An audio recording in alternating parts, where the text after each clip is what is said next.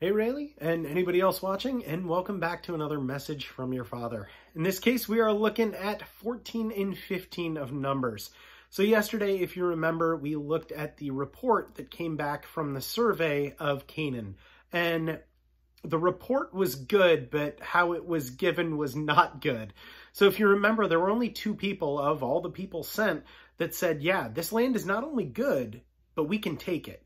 And all the others that looked at it, that went on the survey, again, this was like I think it was like a 4-month survey or something. They went and they said, yeah, the land is great, but the people are massive. We can't take that. Well, today we're going to look at the falling out of that. Yesterday, we also looked at the opposition of Aaron and Miriam against Moses and the importance of humility as well. So today in 14 and 15, again, we're going to look at the rebellion of the Israelite people and the massive ramifications of that. We'll also look at offerings, Sabbath breakers, and then tassels on garments too. So we'll see all of that again in 14 and 15. So chapter 14. That night, all the people of the community raised their voices and wept aloud. All the Israelites grumbled against Moses and Aaron, and the whole assembly said to them, "If only we had died in Egypt or in the desert. Why is the Lord bringing us to this land only to let us fall by the sword? Our wives and children will be taken as plunder. Wouldn't it be better for us to go back to Egypt?" And they said to each other, "We should choose a leader and go back to Egypt." Then Moses and Aaron fell face down in front of the whole Israelite assembly gathered there. Joshua, son of Nun, and Caleb, son of Jephunneh, who were among those who had explored the land, tore their clothes and said to the entire Israelite assembly, "The land we passed through and explored is exceedingly good. If the Lord is pleased with us, he will lead us into that land, a land flowing with milk and honey, and will give it to us. Only do not rebel against the Lord, and do not be afraid of the people in the land, because we will swallow them up. Their protection is gone, but the Lord is with us. Do not be afraid of them." But the whole assembly talked about stoning them. Then the glory of the Lord appeared at the tent of meeting to all the Israelites. The Lord said to Moses, "How long will these people treat me with contempt? How long will they refuse to believe in me in spite of all the miraculous signs I have performed among them? I will strike them down with a plague and destroy them. But I will make you into a nation greater and stronger than they." Moses said to the Lord, "Then the Egyptians will hear about it. By your power you brought these people up from among them, and they will tell the inhabitants of the land about it. They have already heard that you, O Lord, are with these people, and that you, O Lord, have been seen face to face, that your cloud stays over them, and that you go before them in a pillar of cloud by day and a pillar of fire by night. If you put these people to death all at one time, the nations who have heard this report about you will say, 'The Lord was not able to bring these people into the land he promised them on oath, so he slaughtered them in the desert.' Now, may the Lord's strength be displayed just as you have declared. The Lord is slow to anger, abounding in love, and forgiving sin and rebellion, yet he does not leave the guilty unpunished.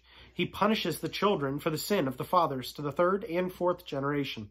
In accordance with your great love, forgive the sin of these people, just as you have pardoned them from the time they left Egypt until now." The Lord replied, "I have forgiven them as you asked. Nevertheless, as surely as I live and as surely as the glory of the Lord fills the whole earth, not one of the men who saw my glory and the miraculous signs I performed in Egypt and in the desert, but who disobeyed me and tested me 10 times, not one of them will ever see the land I promised on oath to their forefathers. No one who has treated me with contempt will ever see it, but because of my servant Caleb has a different spirit and follows me wholeheartedly, I will bring him into the land he went to, and his descendants will inherit it. Since the Amalekites and Canaanites are living in the valleys, turn back tomorrow and set out towards the desert along the route to the Red Sea." The Lord said to Moses and Aaron, "How long will this wicked community grumble against me? I have heard the complaints of these grumbling Israelites, so tell them, as surely as I live, declares the Lord, I will do to you the very things I heard you say. In this desert your bodies will fall, every one of you 20 years old or more who is counted in the census and who has grumbled against me, not one of you will enter the land I swore with uplifted hand to make your home, except Caleb, son of Jephunneh, and Joshua, son of Nun. As for your children that you said would be taken into plunder, I will bring them in to enjoy the land you have rejected, but you Your bodies will fall apart in this desert. Your children will be shepherds here for 40 years, suffering for your unfaithfulness until the last of your bodies lies in the desert. For 40 years, each year, one year for each of the 40 days you explored the land. So 40 days, not 4 months. For 40 years, 1 year for each of the 40 days you explored the land. You will suffer for your sins and know what it is like to have me against you. I, the Lord, have spoken, and I will surely do these things to this whole wicked community, which has banded together against me. They will meet their end in this desert. Here they will die. So the men Moses had sent to explore the land, who grumbled and made the whole community grumble against him by spreading a bad report about it, these men, responsible for spreading the bad report about the land, were struck down and died of a plague before the Lord. Of the men who went to explore the land, only Joshua, son of Nun, and Caleb, son of Jephunneh, survived. When Moses reported this to all the Israelites, they mourned bitterly. Early in the next morning, they went up towards the high hill country. We have sinned, they said. We will go up to the place the Lord has promised. But Moses said, why are you disobeying the Lord's command? This will not succeed. Do not go up, because the Lord is not with you. You will be defeated by your enemies, for the Amalekites and the Canaanites will face you there. Because you have turned away from the Lord, he will not be with you, and you will fall by the sword. Nevertheless, in their presumption, they went up towards the high hill country, and neither Moses nor the ark of the Lord's covenant moved from the camp. Then the Amalekites and Canaanites who lived in that hill country came down and attacked them and beat them down all the way to Hormah. Chapter 15. The Lord said to Moses, speak to the Israelites and say to them, after you enter the land I am giving you as a home, and you present to the Lord offerings made by fire, from the herd or the flock as an aroma pleasing to the Lord, whether burnt offerings or sacrifices for special vows, or free will offerings or festival offerings.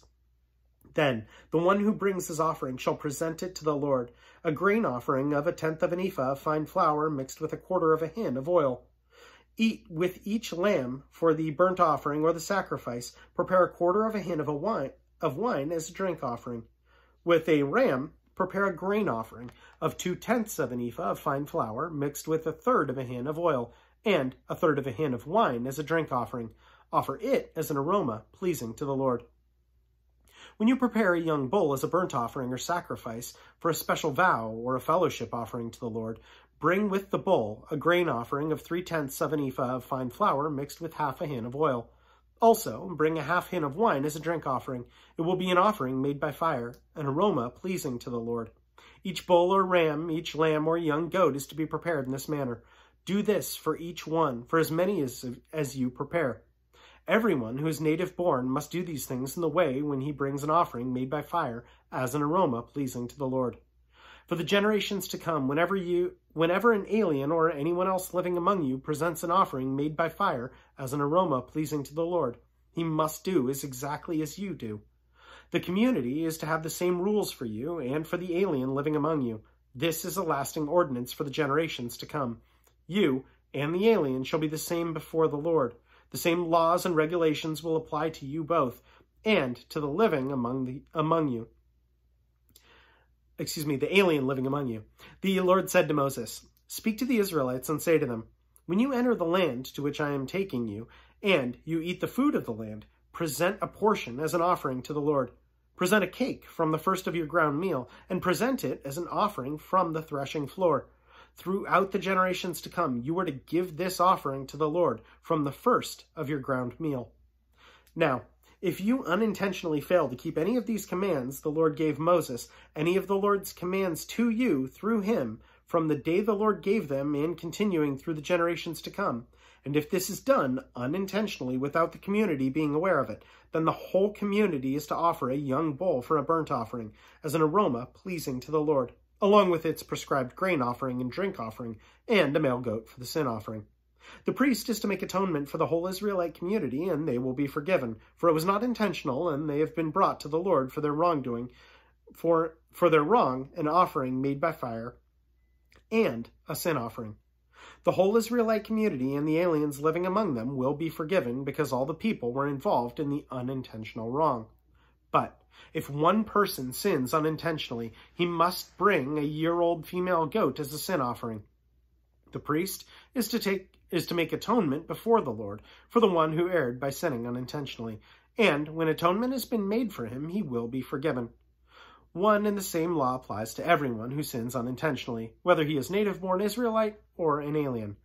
But anyone who sins defiantly, whether native-born or alien, blasphemes the Lord, and that person must be cut off from his people, because he has despised the Lord's word and broken his commands. That person must surely be cut off. His guilt remains on him. While the Israelites were in the desert, a man was found gathering wood on the Sabbath day. Those who found him gathering wood brought him to Moses and Aaron and the whole assembly, and they kept him in custody because it was not clear what should be done to him. Then the Lord said to Moses, "The man must die. The whole assembly must stone him outside the camp." So the assembly took him outside the camp and stoned him to death as the Lord commanded Moses. The Lord said to Moses, "Speak to the Israelites and say to them, throughout the generations to come, you are to make tassels on the corners of your garments, with a blue cord on each tassel. You will have these tassels to look at, and so you will remember all the commands of the Lord, that you may obey them and not prostitute yourselves by going after the lusts of your own heart and eyes.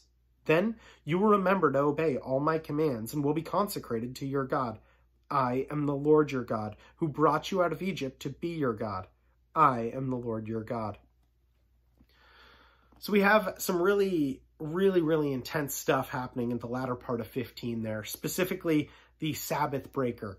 I think when a lot of people look at this, they're like, oh my gosh, that's so intense. He was just picking up sticks. And what I would say to that is it possible that God knew exactly what would happen if that guy gathered sticks and somebody else saw it and said, I guess it's not that big a deal. I guess we can gather sticks. We can do work on the Sabbath. Turns out, I guess the Sabbath isn't that big of a deal. We can just do whatever we want. And then that person tells a person, and that person tells another person. And before you know it, the Israelites look exactly like all the people around them. Well, I think that's very possible. I think that's more than possible. I think that's incredibly likely. God knows exactly what happens if the wrong person missteps within his community. God knows exactly what would happen and exactly how dark that path would get. These people are called to be different, and if they're not, and if we're not looking different, then that's a problem. And so that's part of my prayer for you, Raylee, is taking the narrow road, getting through that narrow gate. So Caleb and Joshua are rewarded because of that. They are going to get to go into the promised land. Because out of all the people that surveyed for 40 days, not for 4 months, for 40 days, they were the two people that said, yeah, the land is amazing, and yeah, the people are big, but we can take them. God is on our side. And that is some narrow road talk. That's not popular. I mean, looking at the other Israelites, these are God's people, and they're ready to stone them. They're ready to stone Joshua and Caleb purely for saying, no, we can do this. God's with us. And that's really intense. That's some narrow road stuff. So yeah, I think we still need to live obedient lives, remembering that, yeah, these are all God's people, but that's not a license to sin. So we still need to be careful with that. And my prayer for you is that you continually strive to walk that narrow road. It's not easy, but it is very, very much to our eternal benefit. Anyway, know that I love you and I'm praying for you. For anyone else watching, know that as always, I appreciate you as well. All right, friends, have a good night.